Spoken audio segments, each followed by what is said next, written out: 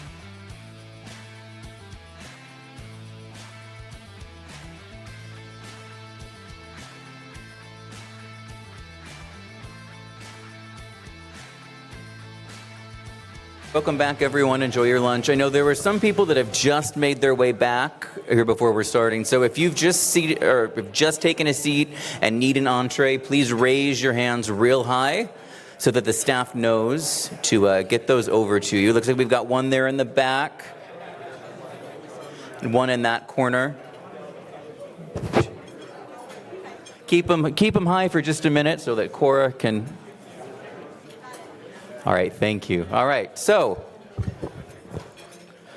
as you all finish, again, there's iced tea. If you want something besides water, there's a lovely iced tea station there in the back. But we're going to go ahead and jump into our today's keynote session. So we are privileged to have Rob de Cespedes.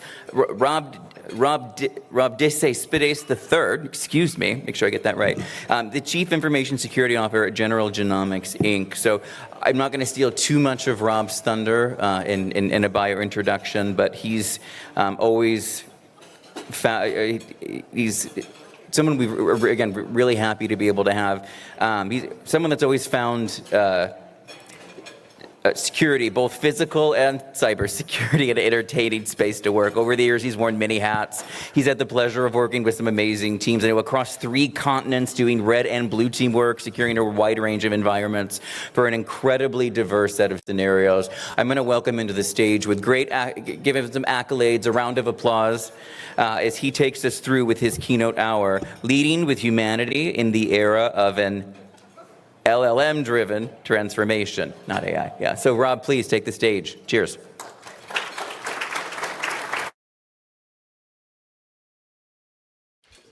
Thank you. Hello, everybody. I've never used one of these Lady Gaga mics before, so you'll have to bear with me here. But my name is Rob de Cespedes. Very nice to meet you all. I've been to FutureCon a few years running, and it's nice to be actually up on the main stage.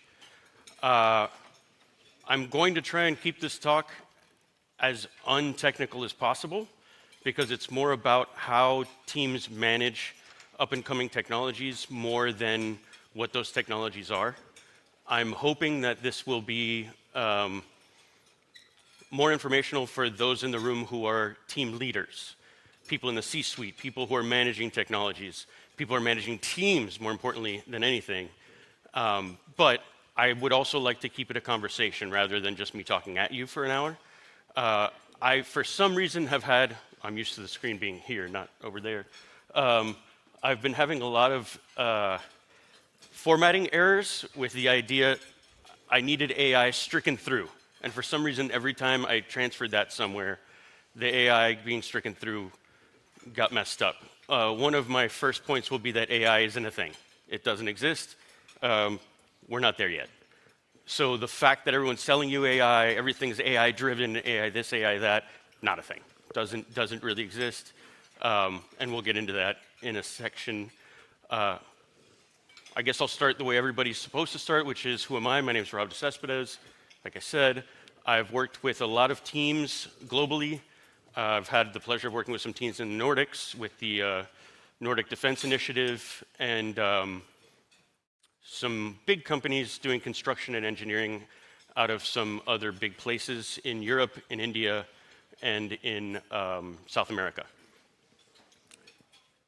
I'm here representing General Genomics, which is the company that pays my bills, and we are basically a group of PhDs, doctors, and very intelligent people, much more intelligent than me, who are here to create an environment where LLMs, learning models, further technology, and the ability to break down, at the moment, medical data in a way that helps medical professionals, helps the military, helps anybody with a set of people who are dealing with medical problems as a whole, and we're able to accelerate that set of data that's coming in from all over and take what one doctor can do and make it into what 1,000 doctors can do. See what's going on here? Yeah. So this will actually be the last, I think, slide that has any influence at all on it from AI, or what everyone refers to it as AI. Right? So you pump something into it, you give it a prompt, and it makes a pretty picture like what's on the right of the slide, right? Our past platform was called Kuro 46, so one of us prompted into some LLM, make me a picture of some scientists and some computer stuff, put a 46 in it, and you get this very polished image. The rest of this presentation will be very much unpolished, and that is my way of thumbing my nose at the idea of LLMs as a whole, and my excuse to put GIFs in everything. The other big thing is I'm not here to sell you anything.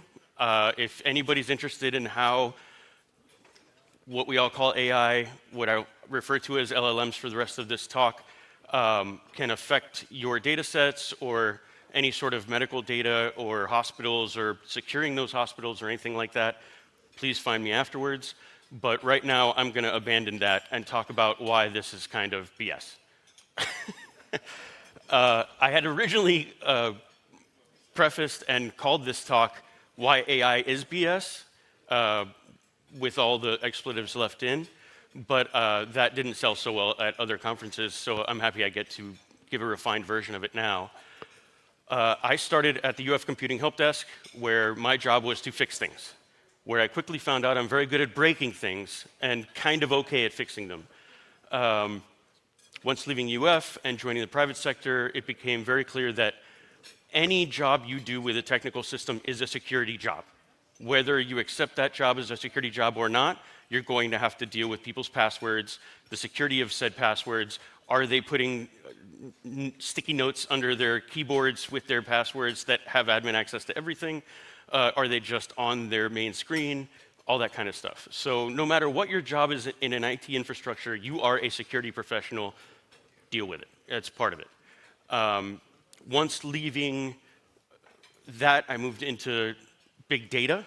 I actually did a lot of ironically, airport and airline data information system handling, which is kind of funny that we're basically inside an airport right now. But once you get to look at that kind of data and how quickly it moves around the internet, think about how often a company like Expedia queries American Airlines. And then think about if somebody buys a ticket and then hits cancel. How many sets of acknowledgements need to go back and forth between systems? And sitting as a user on your laptop, how long before you get annoyed that it's taking forever? Oh God, it's taking too long. It's half a second, Jesus. So when you're dealing with big data sets, the idea that the end user will get finicky after a quarter of a second really has a lot to do with how you build your infrastructure and how high availability may lend itself to security holes and which part is more important. How do we use LLMs and improving data technology to A, make the systems flow better, but also B, be more secure? Oh man, I used to think it was going to take me a while to get through an hour, but now I'm like, only an hour. So the idea here is the classic, give a person a fish they eat for a day, teach a person to fish, they'll do what they want. If they don't like fishing, then they'll just starve. It's not your problem anymore.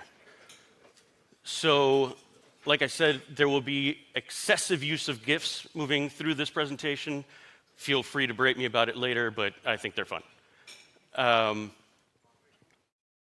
Yeah, so at the end of the day, what I want everyone to come away from this with is the idea that as leaders, as thought-shaping individuals, as people who are bringing new people into the industry, what is the best way to accept the idea that new technologies are happening and not shun them?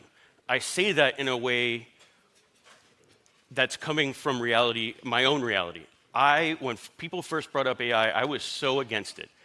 I grew up in the 80s. For me, AI was Johnny Five, right? This thing gets struck by lightning, and now it gets to make its own decisions, and it runs amok. Hilarity ensues, it gets a mohawk. Watch the movies, they're great. But the idea that a computer can make its own decisions is not here yet. So that idea of AI, that concept of an autonomous system that can act without human programming and without human interaction has not quite arrived yet. I'm not saying it won't arrive. It almost feels like a matter of time until it will, but I'd like us all to take a breath and understand that we're right in that sweet spot where it's fun, where we get to really mess with this thing and create funny pictures and have it, dolphins riding dragons, whatever you want to pump into the thing, it'll make a picture or it'll create some interesting thing for you. That's where we're at right now. We're in the fun zone. We get to enjoy this. But as IT professionals, where are we in making our teams better, more productive, really capable.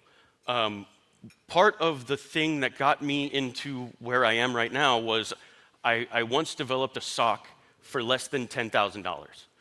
For anybody who's managing a security operation for a business, any sort of business, whether you're making $3 billion a year or your gross product is $10,000 a year.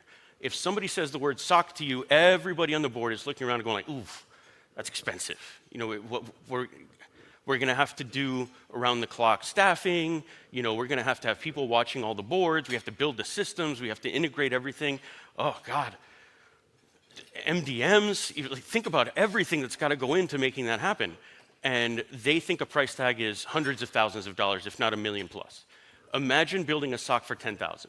And that's something I wrote 6 years ago before. Now I think I can containerize the whole thing and have it done for like $1,000. All you really need is the right automation, the right acceptance of the technology, and the right ways of your team, the staff you're hiring, to understand, build new automations, and improve over time.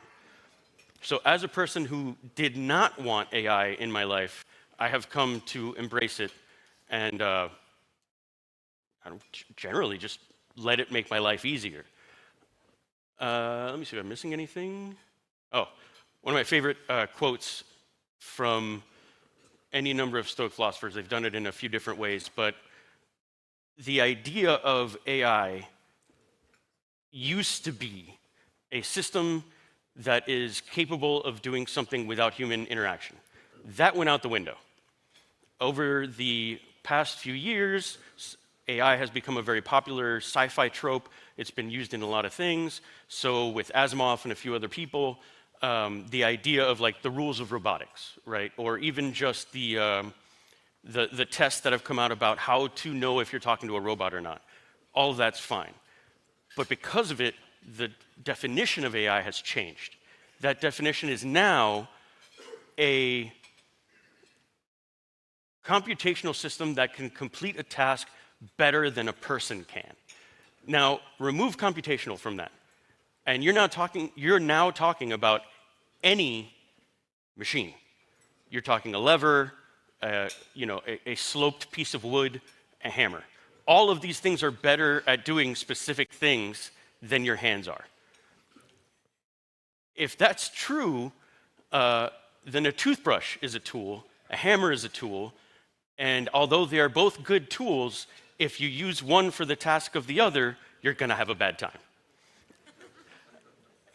So, taking that into account, the idea of AI as a tool rather than some catch-all thing that's going to take all our jobs is way more important than the idea that we should fear this because we don't understand it or we don't know what it is.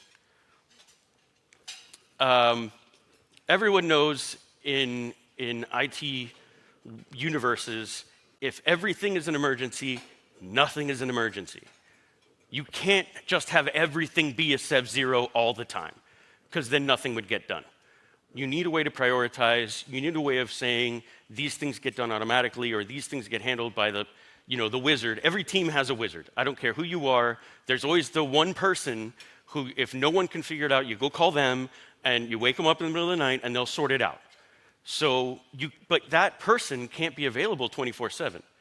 And what the IT team, the security team, the red team, the crisis management team's job is not only to create the battle plans, to do the tabletop exercises, to make sure everybody's ready to go, but also to make sure that when that thing happens, you only call that wizard if you absolutely need to. Because if not, they're going to be pissed every time their phone rings. And eventually what they're going to do is stop answering the phone.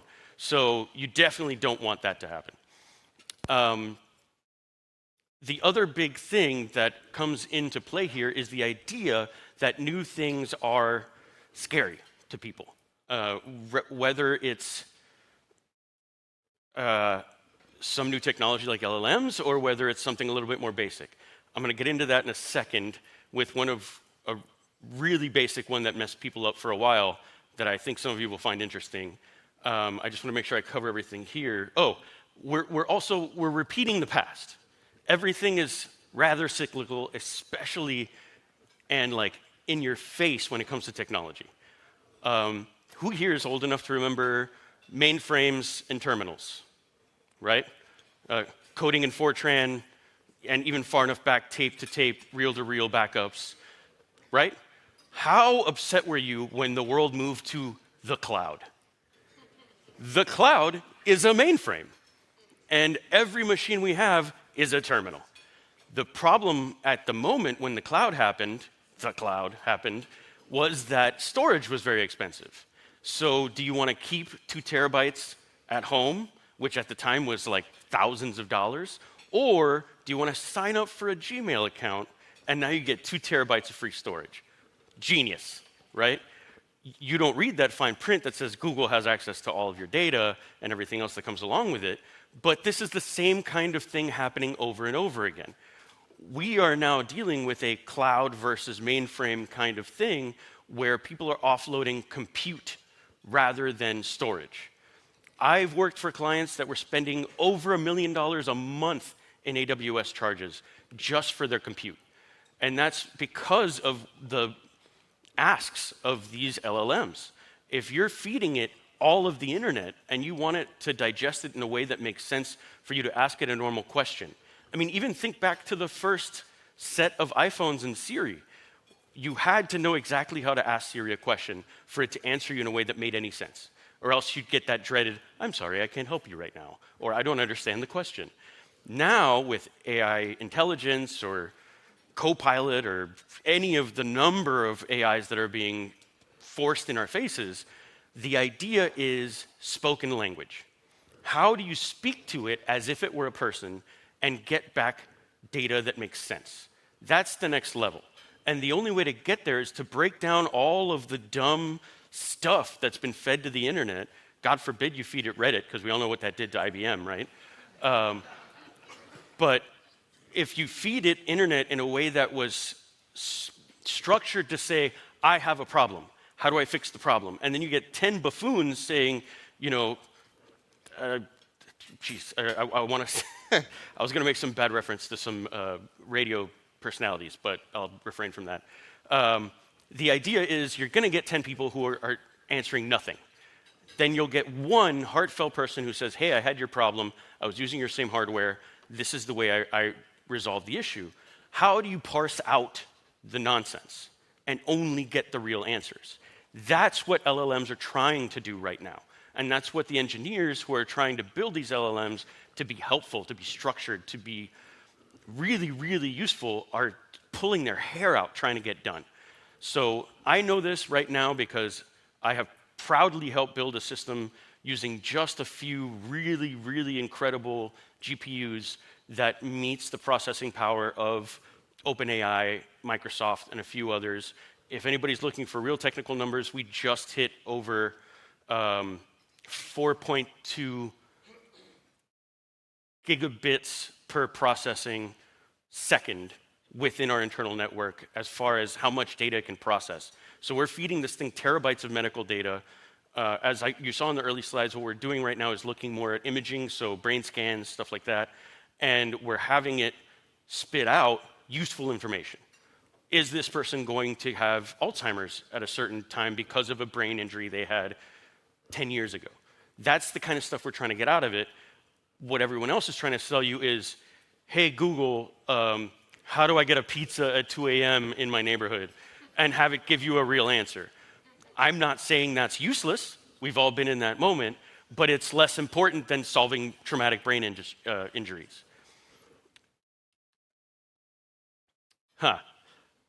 This one's fun. So AI, in one sense or another, has been sold to us for a very long time.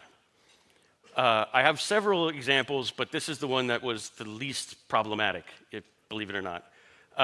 So in the 1700s, there was a thing called the Mechanical Turk, also known as the automaton chess player. So you would sit down and play chess versus this box, and it would beat you. And people were amazed, right? So this thing would come to town, and it would just destroy everyone at chess. And what they didn't really understand was that there was a guy in the box playing chess against you who was better than you at chess. So Was it an automaton? Not really. I would say it was an advanced marionette at best. And in that case, it was very good at doing what it said it was going to do. You sit, play chess, it will beat you, done. It checks all the boxes. And unless you knew to really ask the questions, nobody thought there was a person in the box. Hell, Deep Blue was the size of this room, and it took that much compute to beat an actual person at chess. So think about somebody in the 1700s, the box is that big to compute how to beat me at chess? Totally feasible. Makes total sense, absolutely. To somebody sitting in the crowd, not only does this check all the boxes for what we think AI is right now, but it also beats that older definition of AI, which is something that can make its own decisions. Because a person back then didn't really understand lineal thought or aggregational thought. So chess has a finite amount of moves. Anything you do now limits those moves down. All the computer is doing is computing each possible move you're going to make, and every time you make a move, now it has less options, while still trying to win. The poor guy who had to sit in the box was probably fantastic at chess, but unfortunately, he made his living in a box. The other big thing is, and this comes across a lot with new technologies, is if they are presented correctly, they are indistinguishable from magic. Somebody who sees a mechanical wooden man beat a human person at chess is going to think that's magic. And a lot of the things that I've seen people who aren't involved in technical strata, like watching them see what AI LLMs can do, to them is magic. You tell it the concept of, hey, I have to write a security plan for a company that exists on the west coast of the US. They're in this city in California. They're prone to earthquakes, and they might have a flood or a tsunami coming in the next 10 years, and they might have high winds. Go. All the LLM will do is pull all the available security plans that every company has made public, because they have to, according to their SOC 2 or any other security legislation or thing that's available to them. California in particular has some very, very specific ones. And it'll pull that, build a framework, then incorporate the things you've said to it are important. So withstand earthquakes. What do you do in case of a flood? All that kind of stuff. It'll build it in. So what you get is a new product that's built off of what exists somewhere. So it's really, really good at aggregating information. It really sucks at making new stuff. So I've seen some fantastic stories of people asking it to write bedtime stories for their kids and the horrific outcomes that come out of that. But when it comes to boilerplate stuff, you want some legal documents, you want some disaster recovery plans, you want some stuff that everybody already has, but you want to make one for a company and specifically one you're working for, great. What it's great at is building you a framework. Do not ever hand in what that thing spits out as a finished product. Oh, Lord. That is a recipe for disaster. And I think we can all, Google a lot of examples on where that wound up in firing and a lot of other things for some other major corporations. But if anyone cares, there are some other examples. Like I said, this is the least troublesome. There's a thing called the digesting duck, which you might want to imagine what that used to do. You feed it food, and it does what a duck does. And it wasn't magic. It was just prepped beforehand. And then there are a few other examples, some French automatons that would do things like drawings, but they were all in templates. So you feed it the template, which is the equivalent of like a jig for a welding stand or something like that. You can't screw it up. Like the machine would hit the edge, and then it would draw. And they were beautiful pictures, but it's because the templates were very well done. All right. This is probably the one slide that I left in from my original AI is BS, because I sat in on a talk where Major Robert Allen was the keynote speaker, and he is the head of the Army's AI division. Anyone here from the Army? I know there's some people over from the Air Force Base nearby. But, okay, great. Don't tell Major Allen or that I said anything. But in his lead-up, there was a picture of a Roomba. And I was like, oh, no. A Roomba's not AI. Like, a Roomba couldn't be further from AI. All a Roomba is, it's a learning machine. So it very quickly maps out what the room looks like, and then that's its work surface. It is not AI.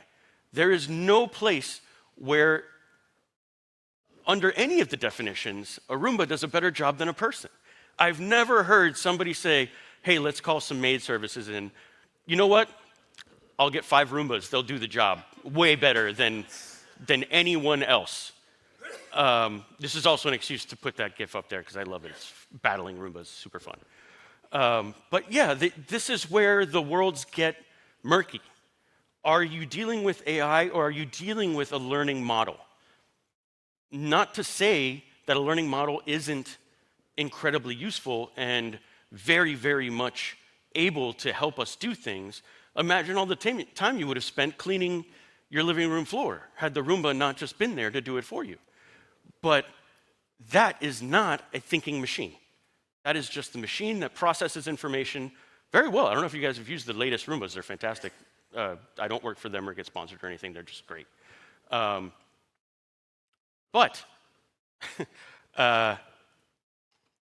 one of the things that really hit me was the idea that in trying to connect with his audience, he was like, oh, this is a thing everyone has in their house.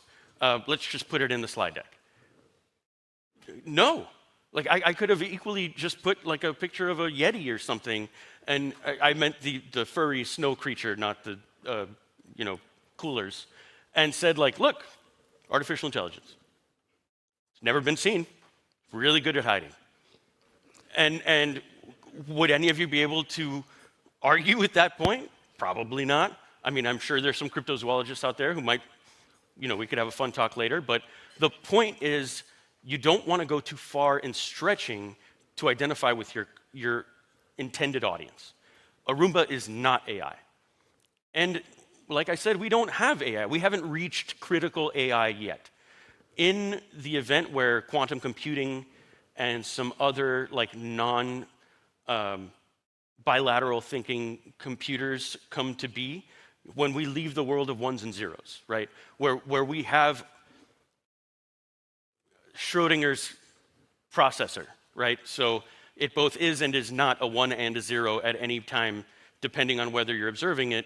That's when we'll start seeing computers that can make crazy decisions. But as of right now, we have to program them to do things. And even in these large language models, even the ones that have gone rogue, it's because the data set that we've unleashed them on is insane. So there's no guide rails, there's no bumpers in the lanes. These things are allowed to run rampant and just suck up whatever we feed them. That's our fault for feeding it to them. It's not Terminator, all right? We haven't set loose Skynet because one Roomba got struck by lightning and now it's sentient. That's not the way this is going to work. And it's definitely not the way I'm going down. Antithesis is definitely a strong word for AI and Roombas. I mean, does anyone have any input here? Like I said, I'd like this to be a conversation. Do any of you have an idea of AI that doesn't agree with what I've been saying so far? We have a mic coming around if anybody?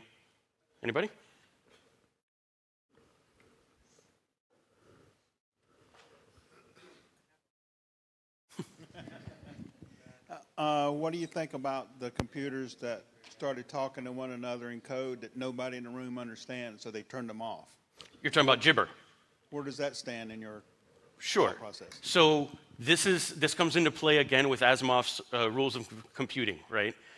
The problem there was that the computer in question, the two computers in question, were given the prerogative and the set of programmed ideals in a staggering value, and the highest one was self-preservation. What it didn't understand was that turning off does not mean end. So it thought if you turn it off, it dies. Gibber, which is the language that they're using to talk to each other, was meant to overhaul or bypass network bottlenecks. So right now, your most robust system internally is going to run 25 gigabits per second. I'm sure there's faster, but I'm talking about in a general co-location space. 25 gigabits is pretty damn fast. These things can talk to each other over Gibber through an optical pipeline way faster than that. Like, it just cuts out all the nonsense, the syntax, all the different, like, are you you? Yes, I'm me. No. They just throw data at each other. So it used the language that it knows that we gave it, and then took a set of existence parameters, which we gave it, and then said, I don't want to be turned off. I don't know if you're going into this level, but there was one that actually took out a Craigslist ad to have its programmer's wife kidnapped so that it wouldn't be turned off. And that was the cut out of a magazine ransom note was like, don't turn off the computer or your wife gets it kind of a thing. And yeah, the problem there was bad programming. We programmed it incorrectly. The don't shut off parameter should have been way below don't harm your programmers. That should have been much higher in the hierarchy of how to exist as a thing. But that's a very good question. And even Asimov in the 70s and the 60s tried to get around it with his rules of computing. Super incomplete. That's the idea that the 10 commandments are, that's it. You just need 10 rules to live. Follow 10 rules, we'll all be gravy. No, we probably need several hundred thousands of rules to fit every little thing. My favorite, I don't have a slide for it here, but I would love to have the right to bear arms, where it's just like a guy holding 2 arms he ripped off a bear, and just like, but I have a right to this, right? That's what it says. And yes, computational systems that we have built to be fast, to be intrepid even, and to be clever will find ways around the things that we build as their programmers. Our job is to build very strict, regimented rules for how they exist. And that's where, at very least, we can shut down the grid. As of right now, if that machine got smart enough that it basically locked up everyone in that programmer's family and was holding them ransom, you could shut down the grid for that state and it would have no recourse. Done. That's not within the scope of this conversation, but yes, that's exactly the thing. It was pure programming. It was purely poor programming on our part that let that machine get there. It wasn't the machine ran rampant. Somebody screwed up. Somebody missed some syntax. They dropped a comma somewhere, and that's why that machine did what it ultimately did. And then they shut it down, they fixed it, and they rebooted it. And that's all it is. As long as you don't strap guns to it, we should be okay.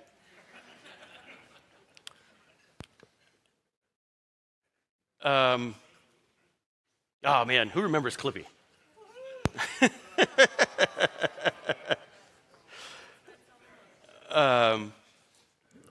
Yeah, I mean, I've been doing a lot of bad-mouthing to LLMs, to AI, but where is it useful?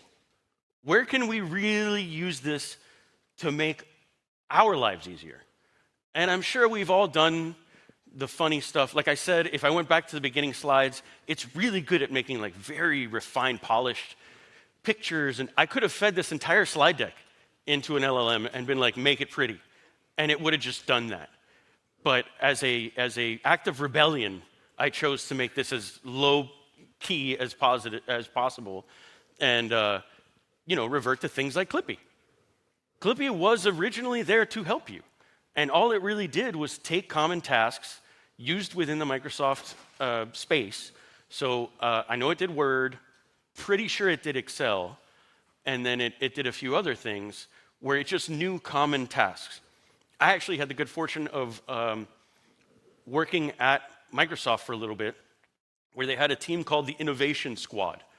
This team, if anyone's seen Silicon Valley, This is a real thing. Google and Microsoft both employ this room's level of people and give them hefty paychecks solely to not work at the other. And Microsoft's innovation lab was just that. It's a bunch of people sitting around, very smart people, and who were bored, and they had nothing better to do. And right around the time when Office switched to the ribbon, everyone remembers that, where they put the ribbon on top? They created a thing called Ribbon Hero.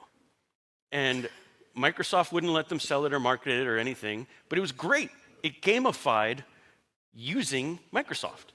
So the idea was if you're in Word or in Excel and you right-click copy, right-click paste, you would get 10 points. And that would go up on the right-hand corner of your screen, 10 points. And it would say something, Clippy would come up, and he would say something along the lines of like, hey, that was cool, but have you tried Control-C, Control-V? And if you did it that way, you'd get 20 points. So it rewarded you for being efficient. And it helped you get better at what you were doing. That idea is exactly what LLMs are the best for. I'm doing a thing. Here it is. I'm a human brain. I've put together these thoughts. I've compiled years of degrees and work, and I've been in the field, and here's what I have to say. And then an LLM will come back and be like, yeah, but have you thought about it this way? And you're like, oh, damn it. Have I wasted 5 years of my life? No. This system's making you refine what you're trying to do. You have the experience. You are the guiding light that's driving this thing in whatever direction you want it to go in. How can you use it to be better at whatever it is your task is? And that's where the idea of getting over new technologies, the idea of seeing something and having that knee-jerk reaction of like, I don't know, I don't like it. AI, Terminator, Skynet, not for me. No.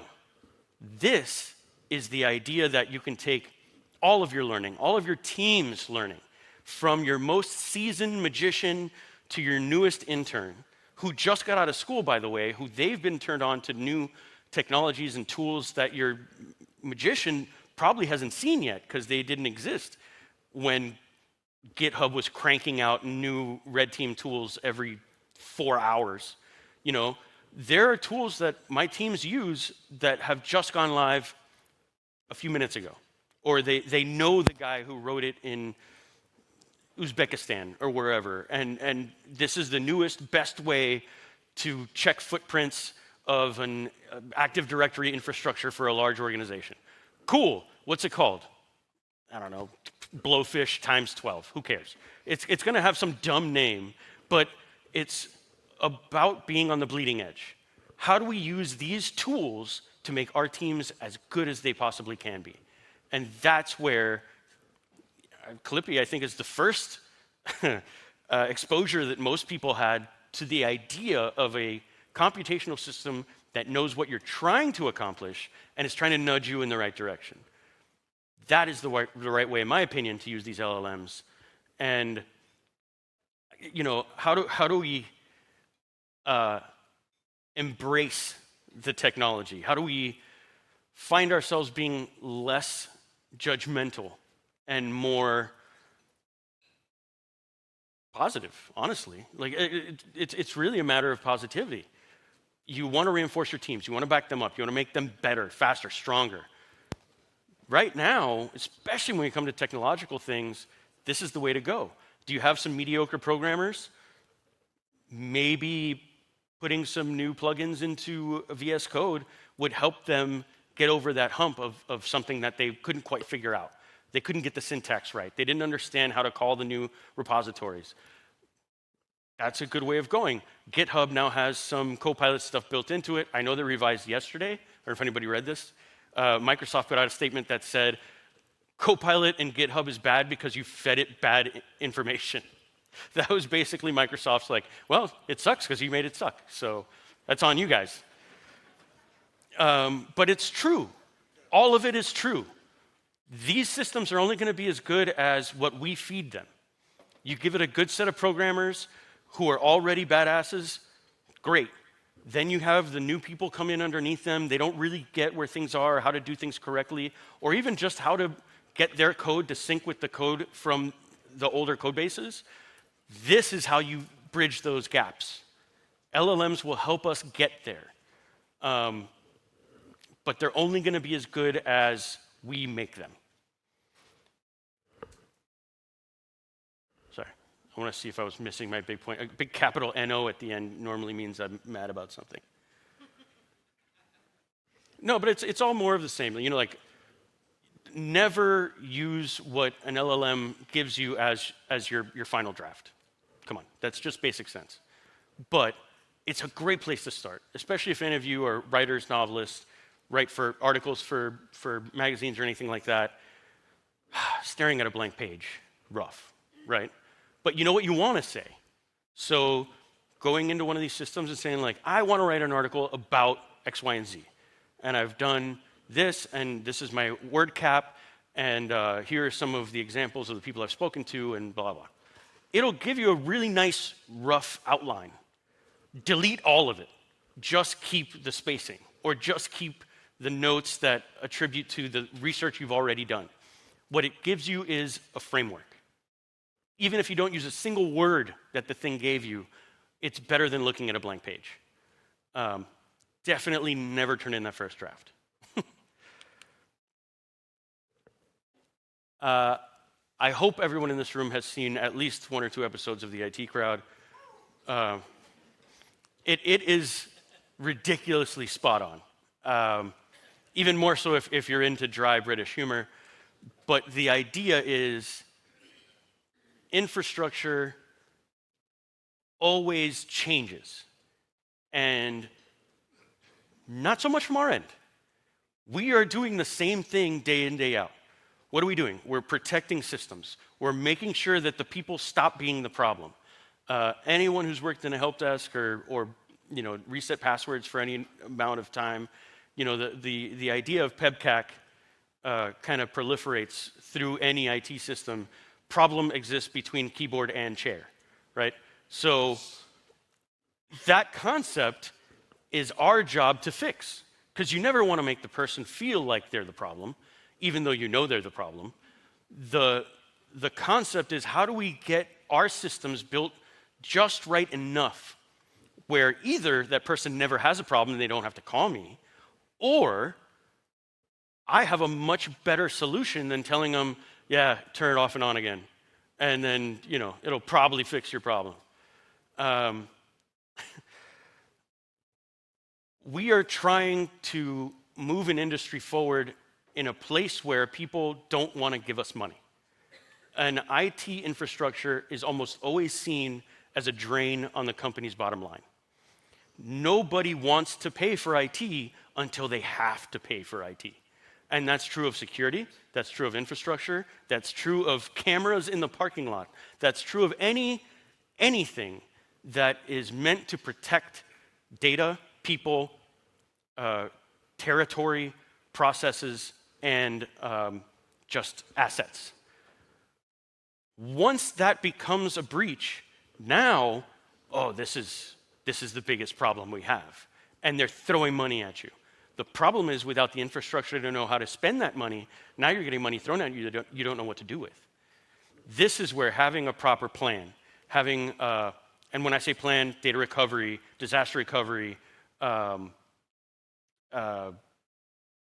even just breach of data transparency, anything where there's a data leak, anything like that, you want to know ahead of time. So when your CFO comes to you and says, hey, we possibly have 5 million records that got leaked, what do we do?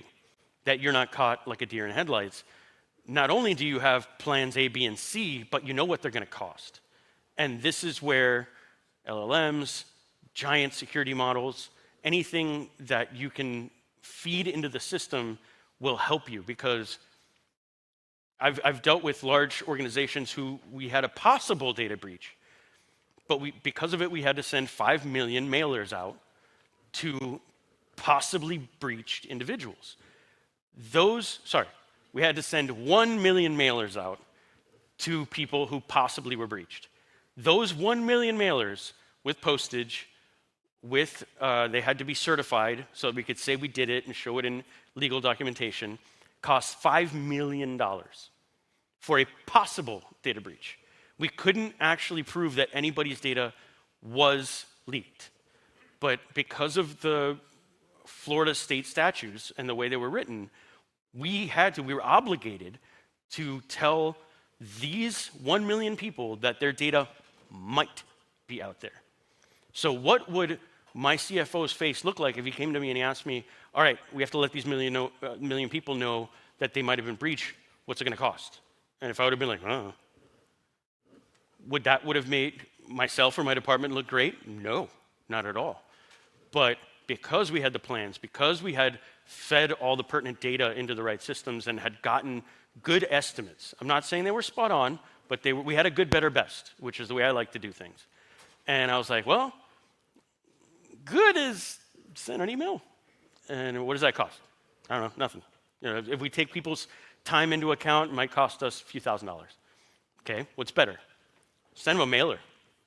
And on the mailer, have something about how maybe we can help them make sure that they weren't in the breach. You know, have let's pipe a version of Have I Been Pwned, and let's rewrap it and have our own website and, you know, have them be able to check if their data's out on the dark web or whatever it is. What will that cost? It'll be about $5 million, because then we have to build the site and we have to actually make the mailers. Like, okay, what's best? Best is we send a person to everybody's house and we get them to log into their machines and change the passwords, and then we have them run through a checklist. What did that cost? I don't know, millions upon millions of dollars. All right, best, out the window. Good, out the window. Better, go for it. We wouldn't have known that had we not run the scenarios, had we not done it in a way that systems, because I mean, think about it. If you were to be asked right now by your CFO, how much will it cost to fix a data breach? 10 people have been using the password for their admin logins. What do we do? What's it gonna cost? Do you have an answer for them right now? Like right this second, what it'll cost? Do you have a range of what it'll cost? Are you giving them a real answer? Or are you just trying to come up with something to appease them in that moment? This is where doing this kind of work ahead of time is really, really helpful, and will actually help you as an organization be better, but also help you as a security and an infrastructure and IT team look better, which I think is obviously a selling point for all of us. Again, when we're seen as a drain on the bottom line, how do we make everything better for everyone?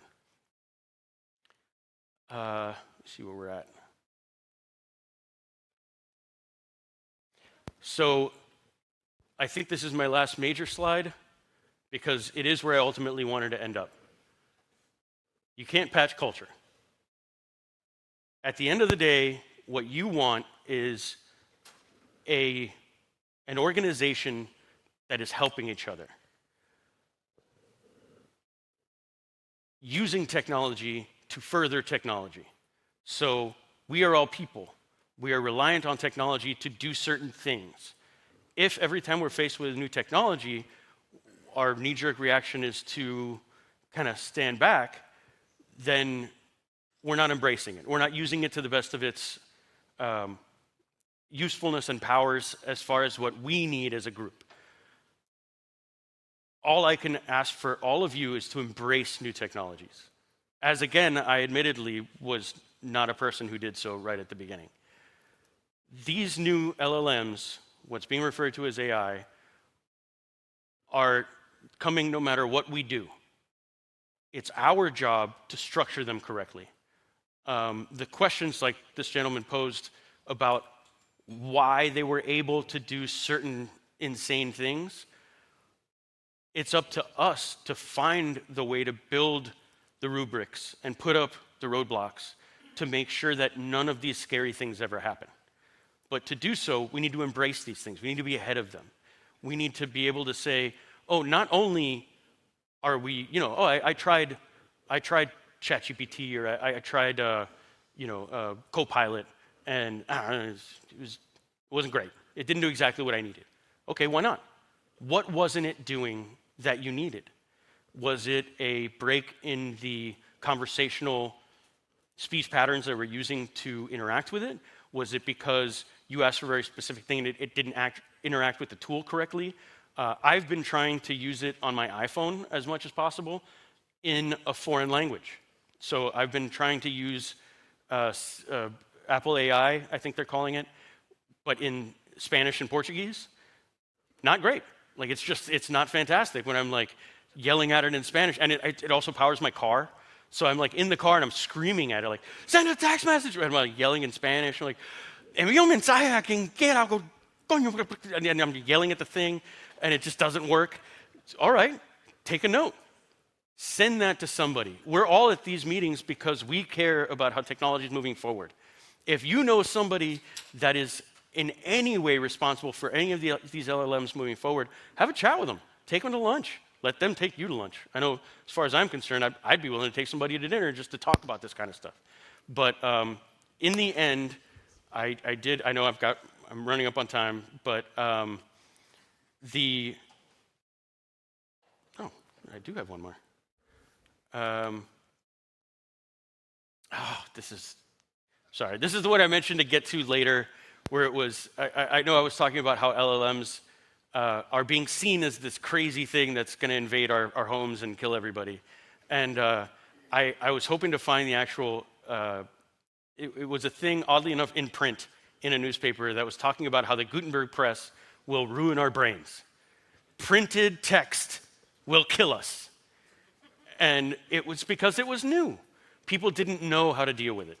So we're very much on the precipice of exactly that kind of thing. And to avoid it, to make sure that we do well moving forward, and again, it took so much to not use the word synergy here, but we need to interact with new technologies, and leadership needs to be on board. We need the C-suite, maybe not to understand what's happening, but to be guided and governed by an understanding of how to make progress and how to empower our teams rather than how to just, it's just some other thing that's coming along. LLMs, unfortunately, it's TV, all right? It's radio, it's the Gutenberg press. It's going to be around for a bit until people get over it, and then it'll just be a thing that exists, like texting. Did you all think you'd be texting every minute of your lives when it first came out? No, but it's just here now. And that's pretty much where we are with LLMs. They're here, and we better embrace it, or you're going to fall back. I could have sworn I had at least one quippy quote at the end, but this is mostly about, we're going to open up now to questions. I did have one quote at the end from Marcus Aurelius, which was, "The obstacle is the way." The idea being, if you're met with what is perceived as an obstacle, as a thing that's in your way, getting over it, around it, through it or under it, will make you better as a team, as a leader, as an individual. So right now, LLMs are kind of the wall. What do we do with this? And it's up to us to decide. Up, over, through, or below. What are we going to do? Hope your mind's blown. If so, then I've succeeded. And another big quote that I very much appreciate from one of my old employees was, he put on my LinkedIn that I'm a leader who likes to lead from in front. I don't ever want to put my people in a situation I would never be in. I'm not a boss. I'm a leader, or I try to be in every chance I get. You want to be in the trenches with your people. Don't just tell them use LLMs. You use them. Try them out. See where they work for you and where they don't. Have conversations about it. It's the only way we're going to improve this for all of us. And I think yep, there we go. Questions for anybody who's open? I am done. So there's a mic in the back if anybody wants to have some questions. I have just one question, and it's kind of funny. I really like the angle of your presentation and about LLMs kind of fail because we set them up to fail. And do you kind of see maybe in the future where LLMs will indirectly make us better at being humans? Because kind of like we censor ourselves in front of our kids, or hopefully we do, we'll have to start censoring ourselves in front of on the internet because we realize we're going to be poisoning LLMs the way they behave. And we're kind of like, well, maybe I shouldn't post this because I'm taking a very useful tool and I may now make it not as useful because I'm being an idiot online. Do you kind of foresee something where we're kind of have like an awakening where like it just makes us better? That would be an amazing outcome. I unfortunately do not have enough faith in the human project to side with you on that. I would love it if that's what came out of this. That would be fantastic. And to not get too busy with quoting of old Stoics, but one of my favorite quotes is, you have the option of not having an opinion. What I would love to come out of this is for everybody who sat there seething at some nonsense on the internet to have that comment box just in their head and be like, you know what? Maybe not today. I hope that's what comes out of it. But in reality, I think that part of it will be less. If I was to predict a slope on how active it would be, less so than people getting more. I mean, I've seen it in action right now where people are actually just less prone to outbursts in public because everyone's got a camera, right? So maybe with LLM scanning everything all the time, they'll be less prone to trolling. Maybe they'll be less prone to negativity on the internet because ultimately OSINT can grab pretty much where anyone is anywhere and call you out for being an asshole to that guy on the furry forums, you know, or whatever. But, you know, I hope that's where we're going. I really, really do. Just like a kinder world for everyone. Anybody else?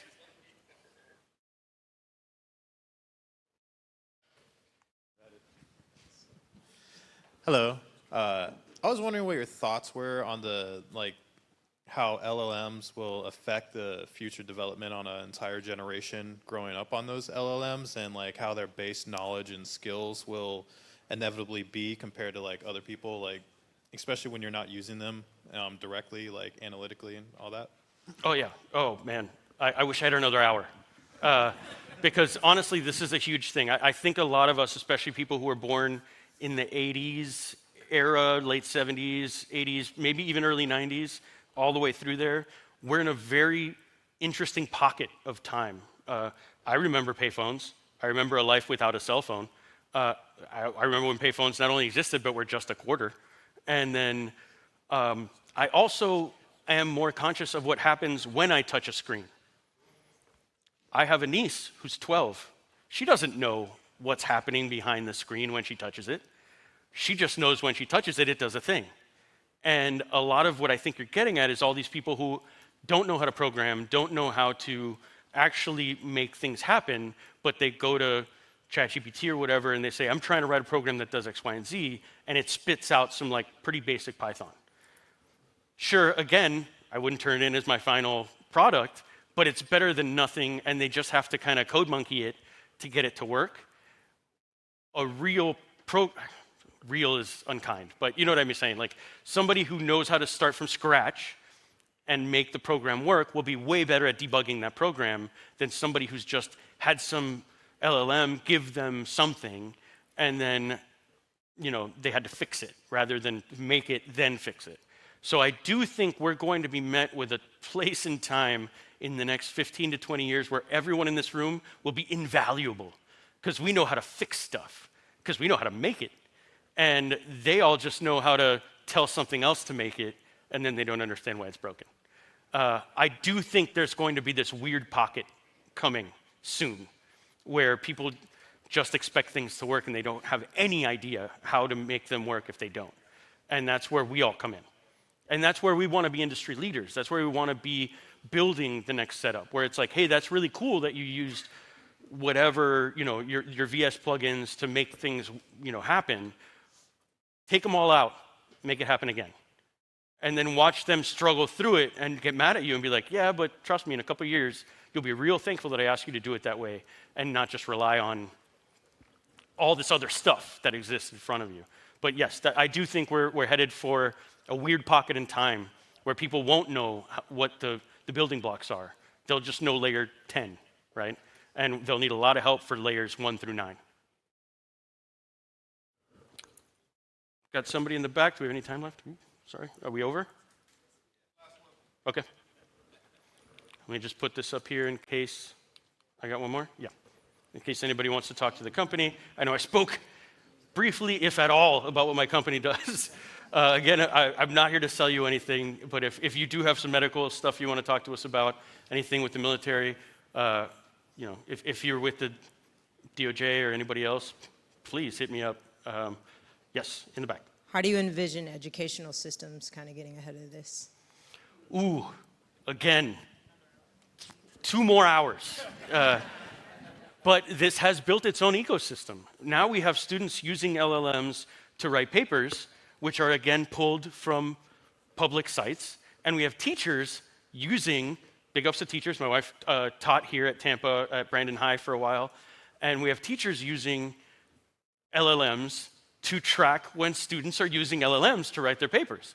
So now you have like LLMs checking on LLMs over and over again, and it's insane.